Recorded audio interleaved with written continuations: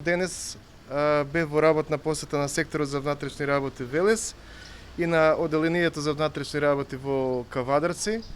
Тема на дискусијата беше актуелната ситуација со безбедноста и со криминалитетот на подрачјето на секторот за внатрешни работи Велес и од страна на колегите од СВР Велес и од ОВР Кавадарци бев информиран дека имаме тенденција на намалување на класичниот криминалитет, што е за пофалба.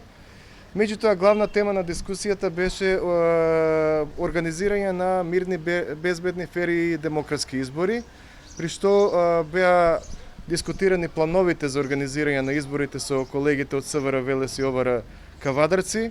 Истите ми информираа дека ги преземаат сите оперативни активности и ќе бидат покриени од нивна страна сите избирачки места со доволен број на полицајци. Побарале исто така полициски службеници дополнително од Министерството за внатрешни работи заради недоволен број на ова подрачје и ние како министер за внатрешни работи ќе излеземе во пресред.